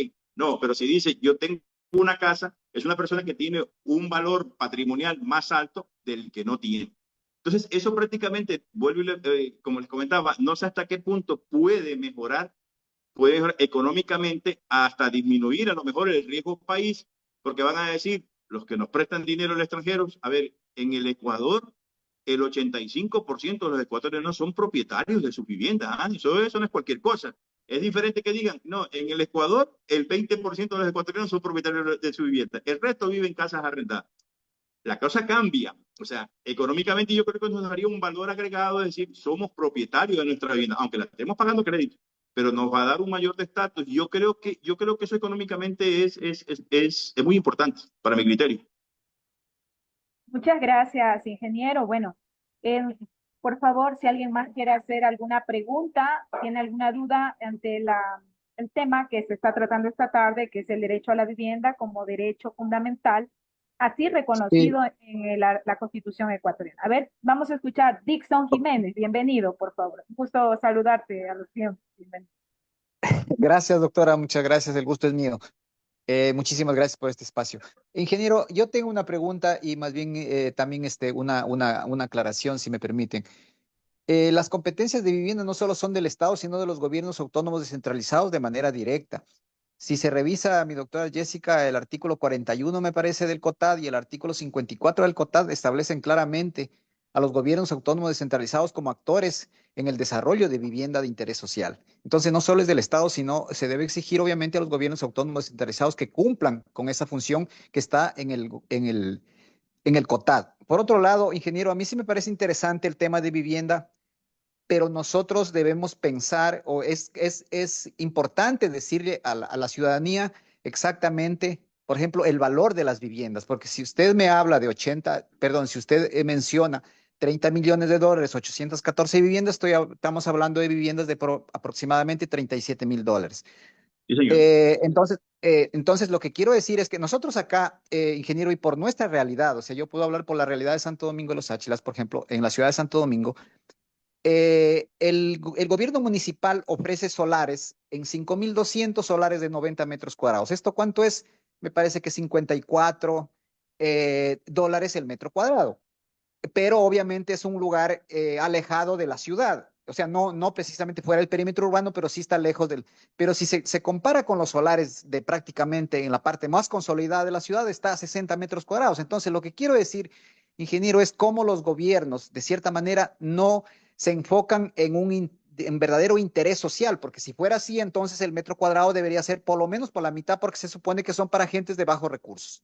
Entonces, eso por un lado. Por otro lado, usted enfoca bien en el sentido de que el gobierno municipal tienen bienes inmuebles que son municipales y que bien los pueden dar para que el Ministerio de la Vivienda construya las viviendas, que es lo que está pasando en Santo Domingo también. Tienen viviendas construidas, tienen departamentos construidos, pero si yo me pongo, sin ser ingeniero, me pongo a hacer un análisis de cuánto es el valor del metro cuadrado de vivienda construida, estamos hablando de 500 dólares, 480 dólares. Entonces, si yo pregunto a un ingeniero civil y le digo, una vivienda más o menos de un carácter medio, con materiales de construcción medios, no vale más de 400 dólares. Entonces, ingeniero, mi pregunta es, o sea, ¿de qué manera es lo que se le dice la verdad a la gente? Porque si a mí me venden una vivienda entre el gobierno nacional y el gobierno municipal que pone el terreno, el gobierno nacional pone la vivienda y me dicen que el valor de la vivienda vale 27.000 y al final me sale que sale como 500 dólares el metro cuadrado, incluido obviamente lo del terreno y todo, entonces ya no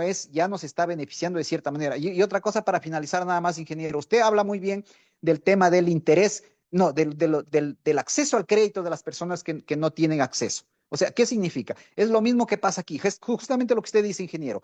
El municipio dice, nosotros te damos la vivienda, sí, está construida, sí, efectivamente, vale tanto, pero tienes que buscar una entidad que te financie la vivienda. Entonces, ahí es donde la gente de escasos recursos no tiene porque sencillamente no tiene historial o su historial está hecho pedazo. Entonces, ¿cómo puede acceder a un crédito si sencillamente el primer obstáculo es no tener dinero para poder comprar la vivienda? Entonces, sí sería importante establecer tipo de créditos directos donde se tome otro tipo de requisitos y no precisamente el puntaje, porque la persona si tiene menos de 500 o 600 no califica para que una entidad bancaria, incluido Ban Ecuador, no le den ningún crédito. Gracias, ingeniero. Gracias, doctora. Excelente, excelente la intervención. Verán, hay una forma de reducir los costos de la vivienda, y se lo digo con toda honestidad, y a lo mejor me estoy tirando piedras sobre mi propio tejado. No. Yo soy consciente y creo que si se puede optimizar gastos, se tiene que optimizar. Es de la siguiente forma. Urbanizar un programa habitacional. Le estoy hablando con electrificación subterránea, que eso ya es de pelucones, como decía Correa. Cuesta aproximadamente unos 60 dólares el metro cuadrado. No incluye el terreno, ¿eh? El terreno bastante depende de cómo usted lo compra. 60 dólares el metro cuadrado. ¿Por qué no pensamos decir, a ver, el terreno es de Francisco Medina o de Pepito Juárez o de la empresa tal? Perfecto. Municipio, tú participas con las obras de alcantarillado y le vamos a quitar a los 30.000, le vamos a quitar 10.000 dólares a esa vida porque no lo estoy haciendo yo. Yo no voy a cobrar lo que no he hecho. Yo voy a cobrar lo que yo he hecho, la vivienda. Yo pongo el terreno. Tu municipio pon los servicios básicos. ¿Me entiendes? ¿Y por qué le digo que se puede? Por esta razón, ¿vale? Tú pones los servicios básicos. Tú haces todas las obras de infraestructura. Yo hago las viviendas. Como tú estás haciendo las obras de infraestructura, yo ese valor se lo descuento a la vivienda. Ya no vale 30, ya vale 25, 24, 27, lo que cueste. ¿Vale? Entonces yo le cobro a esa persona los 27. ¿Por qué razón le digo que lo pueden hacer? Porque sabe que nosotros como constructores, cuando terminemos la obra, le tenemos que entregar al municipio esas obras de infraestructura. Y eso está en la ley. Entonces, pasa el municipio a cobrarte por esos servicios básicos. Entonces yo me pregunto, ¿por qué les cobras si ellos ya me pagaron a mí? Entonces, si tú les vas a cobrar, entonces invierte tú. Y el día de mañana tú se los vas cobrando año a año. Si son $6,000, cóbraselos toda la vida. Porque los predios me los cobran, el alcantarillado me los cobran. Entonces, quitemos ese gasto del precio de venta de la vivienda y lo hace el municipio. Si lo hace con otros sectores, hágalo aquí también en una alianza público-privada, ¿me entiendes? Para poder minimizar el costo de la vivienda. Y ya la vivienda no vale 35, menos 6 que cuestan los servicios básicos, vale 29, ¿me entiendes? Si tú me regalas el terreno, municipio, pues quitemos el costo del terreno, que son 3,000, ya vale 26, 25. Sobre eso yo voy a cobrar. ¿Ok? Entonces, en este tipo de cosas, siempre, como yo he dicho, tiene que ver la voluntad política que tenga. Y no es que no es que estemos inventando el agua tibia, digamos, se podrá hacer. Tengo muy buenas amistades dentro del Banco del Estado y me han dicho, si lo propone, se puede hacer. O sea, volvemos a lo mismo. Es parte de la voluntad política que tenga ese edil municipal de ayudar a su pueblo. Si no la tiene, pues no la vamos a hacer.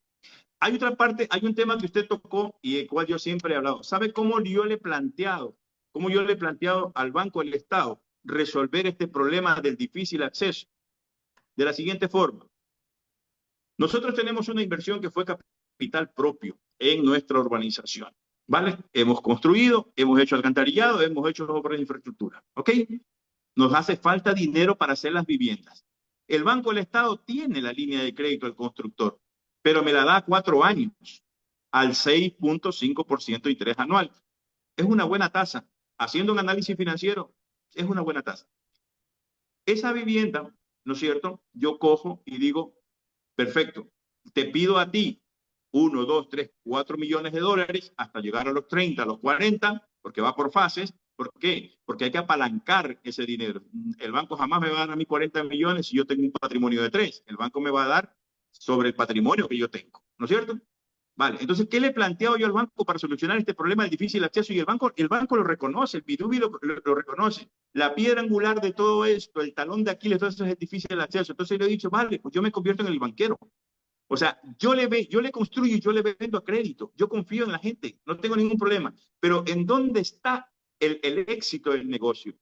Que yo a usted, mi estimado amigo, por ponerlo como ejemplo, le doy una casa que la primera pregunta que le hago es, ¿cuánto ha pagado de arriendo? $200. Esa es la vivienda que yo te voy a dar. Porque usted y todos los que arriendan históricamente han podido pagar ese dinero. Verá, te voy a dar una casa de $400 al mes. Mañana o dentro de 3 meses nos veremos en los tribunales. Y no quiero verme en los tribunales con nadie. ¿Me entiendes? Pero yo cometí el error de darte una vivienda que tú no puedes pagar. Porque realmente usted o todos han estado acostumbrados a pagar $200. Entonces yo tengo que darte esa vivienda. Pero es que no queda tan bonita. No te preocupes por eso, que la casa es tuya y tú la vas enluciendo. ¿Ya? Yo le digo, en la experiencia que tuve en el Banco de la Vivienda con la Agencia de Cooperación Alemana, yo di casas en obra gris y hoy usted las va a ver, tienen hasta porcelanato, pero ya invirtieron en su vivienda. Entonces, la solución para mí, la banca no va a ceder. La banca no va a ceder. No es negocio para la banca, ténganlo claro, siempre lo he dicho. Y eso no es hablar mal de la banca, es la realidad. La banca no le interesa el negocio inmobiliario, sobre todo con la gente de recursos económicos medio bajos. Pero a nosotros sí nos interesa. Perfecto, pues danos a nosotros el dinero y nos vamos a construir a cualquier parte del país. Total, estamos garantizados con la vivienda. Yo le vendo a usted la vivienda con crédito hipotecario, ¿me entiende? Y son las mismas cláusulas que tiene el banco. Mire que yo estoy en la central de riesgo. Usted está firmando un documento que dice que si en 3 letras usted se vence, yo lo puedo demandar. Pero me estoy olvidando de su buró de crédito. Claro, también hay que analizar el buró y el buró, porque cuando tú, a veces, a mí me ha tocado, porque tengo acceso al sistema de central de riesgo, ¿me entienden? Yo entro y saltan todas las alarmas y por ahí me salen mensajes de tipo dónde está para ir lo que es preso. Deben mucho dinero. Claro, también tienes clientes y clientes. pero hay gente que está injustamente o está por boberías en la central de riesgo. Yo conozco gente que está hasta por 10 centavos y la banca lo criminaliza y dice, no puede, y tienes que esperarte un año por 10 o 20 centavos. Si hasta a mí me han puesto en la central de riesgo por $40. Por $40 tengo que esperar 6 meses hasta que acelere. Madre mía. Entonces, ¿qué no digamos de una persona que es un jornalero o algo así? Decir, oye, pues no puedes, hermano. Entonces, la solución para mí es dar crédito directo. Pero la banca la banca del Estado, no la banca privada, la banca tiene que apalancarme mi empresa. Es decir, a ver, Francisco, ¿cuánto te voy a dar? 2 millones. Tú me lo vas a pagar al 6%. ¿Y a cuánto le vas a prestar a estos señores? Al 7.5. 1,5 puntos más que lo que nosotros estamos prestando. Entonces, yo estoy seguro, y a nosotros, miren, nosotros tenemos cerca de 40 casas que hemos construido y solamente hemos tenido problemas con 3 por el tema del impago. Pero el resto de la gente, ¿y cuánto están pagando? 180, $200. Chicos, si no me pagas eso ya, es que eres demasiado, disculpe la palabra descarado, o sea, no te gusta pagar, pero te estoy dando. Y tú veías el historial de esa persona, no le daban ni agua a los bancos. La empresa confió en ellos y dice, bueno, ¿y cómo se aseguran ustedes? Es que la casa es mía. O sea, yo te la vendía la casa con garantía hipotecaria. La casa, vivienda que se vende con crédito hipotecario a favor de Perico Pérez, que lo hace la constructora Iberconsa a favor de Pepito Juárez. Va, perfecto. Es las mismas condiciones. Toma, la casa es tuya. Si no me la pagas, yo te la quito. Para mí la solución es el crédito directo. No hay otra solución más. La banca no va a ceder sus pretensiones ni a decir, sí, vamos a flexibilizar las condiciones, hagamos de un lado el buró de crédito, démosle crédito a la gente. No lo va a hacer. Eso es soñar despierto. Muchas gracias. Entonces, perdón, doctora, y termino. Perdón. Entonces, hay que cambiar la ley orgánica de bienestar social y los asambleístas tienen que pedir que se modifiquen un par de cosas dentro del Banco del Estado. Sigue usted, doctora. Gracias, ingeniero. Bueno, como parte de la Asamblea Ciudadana, nosotros estuvimos el día en que usted organizó este conversatorio y pudimos ser testigos de que los asambleístas, que todos están en este momento en funciones, se comprometieron a trabajar en este tema, ¿no? Lamentablemente, pues parece que se han olvidado y, ingeniero, hay que recordarles, desde ya nosotros nos comprometemos, ya que algunos están para la reelección, de ratificar este compromiso con la ciudadanía, que es un derecho a la vivienda en condiciones dignas, que como ya lo ha dicho el compañero Dixon Jiménez, consejero nacional de Igualdad y Movilidad Humana, no solamente es competencia del Estado central, sino de los gobiernos autónomos municipales, quienes deben hacer gestión. Lamentablemente, en este momento, el municipio de Machala, el actual alcalde, pese a que fue un ofrecimiento de campaña, el cual ya está incumplido, causal de remoción, no ha cumplido con. Y esto hay que dejarlo claro. Por eso este conversatorio, porque este fue un ofrecimiento de campaña del alcalde, lamentablemente no lo ha cumplido, ¿no? Sin embargo, dejamos... Nos quedó debiendo. Nos ha quedado debiendo. Y usted como experto en la materia lo está ratificando, ¿no? Sí. Bueno, entonces lo que nos toca es seguir insistiendo desde el activismo, desde la sociedad civil, el derecho que tenemos a una vivienda digna.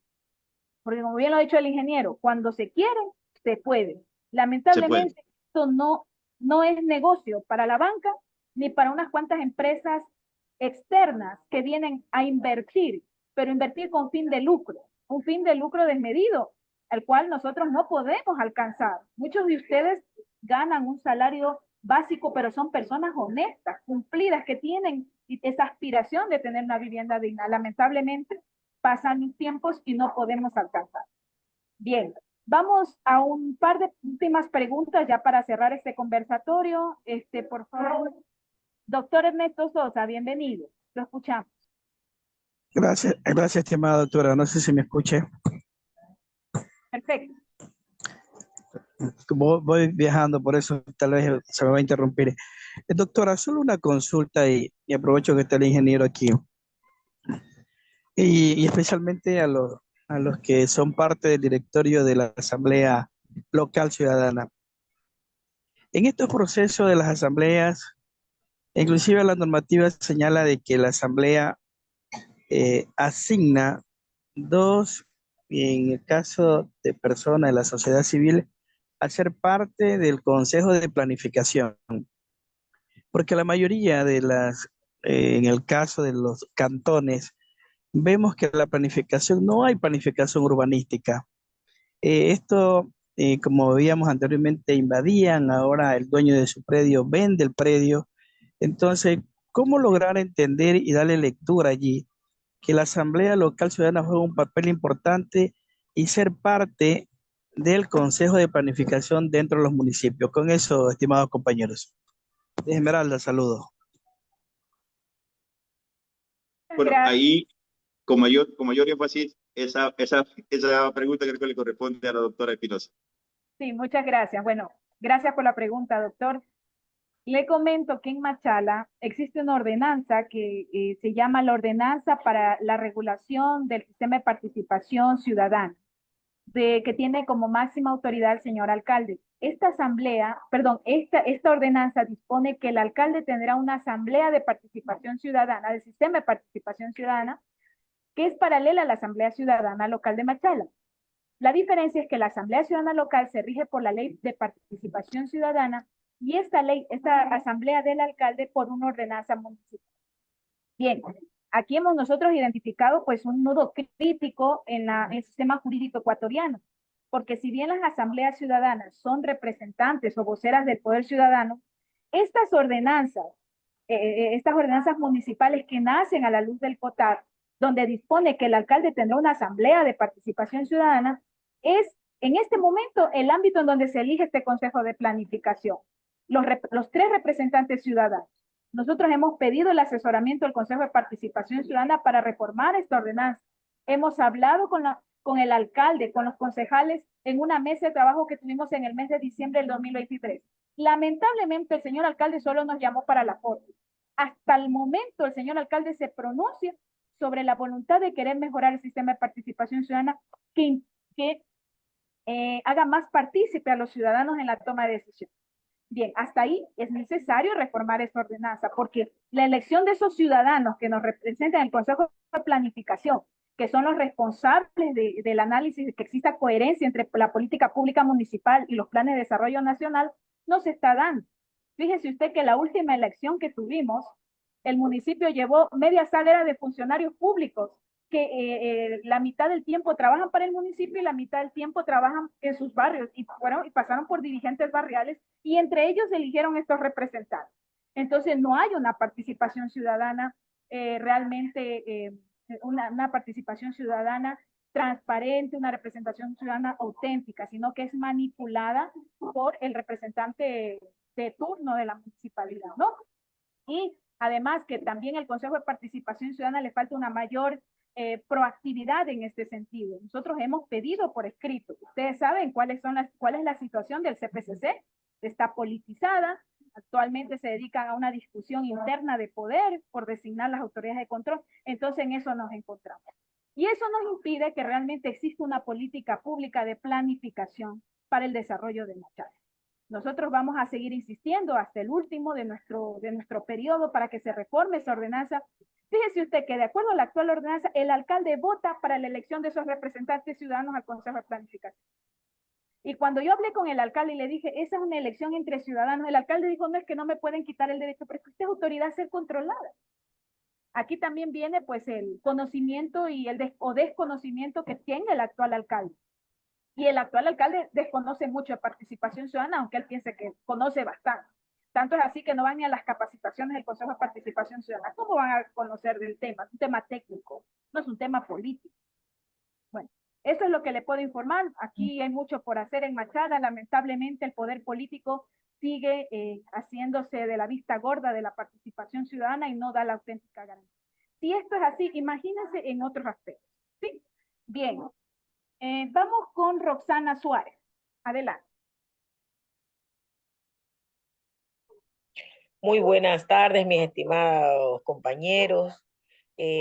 Bueno, nosotros estamos dentro de este grupo de WhatsApp y nos estamos dispuestos a seguir con esta. Anteriormente teníamos un diplomado, ¿verdad? Que ya lo concluimos, el diplomado de Derechos Humanos, y seguimos pues no avanzando en los conocimientos porque es necesario seguir hablando de los temas que nos competen y que de pronto muchas mujeres, ¿verdad?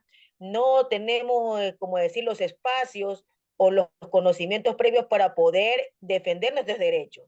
Muchas gracias, mi estimada doctora Jessica Espinosa, por seguir en esta lucha, seguir porque no solamente se trata el tema de la vivienda, que también nos atañe, sino el tema del agua, el tema de la naturaleza, los temas de los derechos de género, los temas de derechos educativos también, que más adelante se podrían ir puntualizando y tomando también así mismo haciendo talleres, pero sobre todo lo que ahorita voy a puntualizar en lo que estamos analizando. Por ejemplo, quienes habla, soy de Santa Elena, ¿verdad? Donde en ciertos sectores vivimos en comunas y dentro de nuestras comunidades, por ejemplo, tenemos nuestras propias, como decir, nuestras propias leyes, ¿no?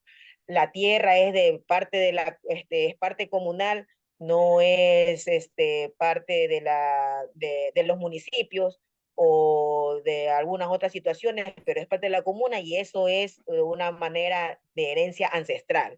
Y nosotros lo adoptamos. Pero cuando nosotros vamos a pedir, y no sería pedir, sino exigir, por ejemplo, a las instituciones que nos den, las instituciones más que todo públicas, que nos den préstamos para poder realizar nuestras casas, nuestra vivienda, porque tenemos derecho a una vivienda digna, una vivienda que nos facilite a nuestros hijos, nuestras comunidades, ¿verdad? A tener una mejor calidad de vida. Nos ponen unas trabas, unos peros, oiga, créame lo que es una situación muy deplorable, una situación indignante. Y nosotros nos mantenemos, ¿verdad? Solamente en algún momento vinieron con unos planes de vivienda, hicieron unas cuantas casas, algunas veces mal hechas y ya ahora que hasta están ya mal construidas, están hasta deterioradas, pero es necesario estos espacios de debate para poder analizar y desde ahí poder fomentar o por lo menos formular algunas ideas para poder desarrollarnos como personas y poder difundir estas actividades como lo ha dicho nuestra doctora Jessica. Estamos, ¿verdad?, en una ciudad, en un país donde se hacen de la vista gorda. Y imagínense, dentro de la misma departamento de derechos ciudadanos que deberían estar a nuestro favor, más bien están en contra. Muchas gracias y buenas noches. Muchas gracias, Roxana. Un abrazo a la distancia, Santa Elena, desde la provincia. Bien, vamos ya a ir cerrando. Queremos agradecerles a quienes se han conectado vía Zoom y en redes sociales. Más de 50 personas nos han seguido en tiempo real. Queremos felicitarlos a todos por preocuparse por estos temas que nos afectan a todos. La falta de vivienda digna, déficit de vivienda de interés, ¿no?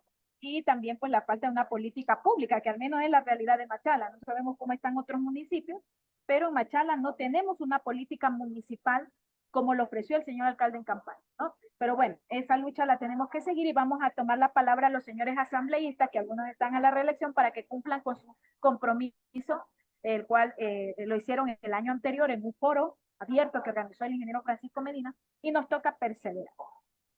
Ya para terminar, vamos a darle la palabra al ingeniero Francisco Medina, nuestro invitado esta tarde, para que haga un saludo de cierre. Adelante, ingeniero. Bueno, mis estimados amigos, la verdad que me llena de mucha satisfacción de ver que no soy yo la única persona que está luchando por una vivienda digna. Aparte de ustedes, sé que hay muchos más que están formando parte de esta lucha. Y quiero dejar mi agradecimiento a la doctora Jessica por la invitación, a ustedes por haber participado. Y dejo de conocimiento que mi participación en cualquier gestión que se pueda hacer en mis nobles conocimientos sobre el tema de vivienda, estoy a la orden.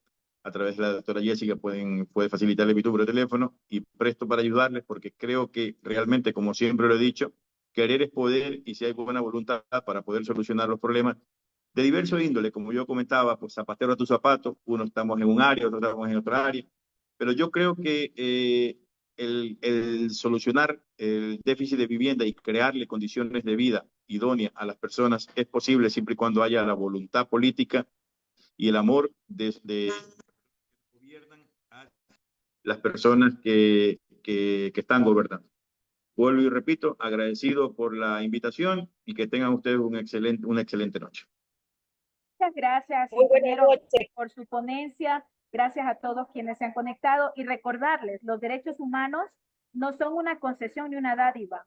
Es el reconocimiento a la dignidad humana, al hecho de que todas las personas tenemos derechos por el hecho de ser personas. Y el principal garante de los derechos humanos en el paradigma civilizatorio del siglo XXI es el Estado. El Estado descentralizado, el Estado centralizado en sus niveles de competencia, así establecido en el COTAP y en las diferentes leyes ecuatorianas, pero la máxima constitución, que es la constitución de Montecristi del 2008.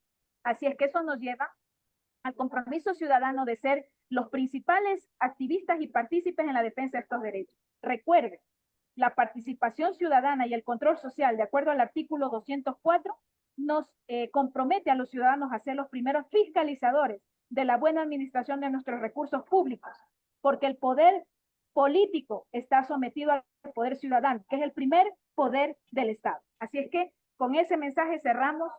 Gracias, un saludo a nombre de la Asamblea Ciudadana Local de Machala, de la Unión Latinoamericana de Defensores y Defensoras de Derechos Humanos de Ecuador y de Latinoamérica. Seguiremos en contacto para este y otros conversatorios que contribuyan a su formación como ciudadanos. Muchísimas gracias, un abrazo para todos. Buen domingo. Gracias. Muchas gracias. Gracias, doctor. Gracias, ingeniero. Gracias, doctora Gracias Jessica. a ustedes. Gracias. Gracias a ustedes por la Gracias. atención. Gracias, Gracias. Gracias, doctora. Gracias a Gracias. usted. Solo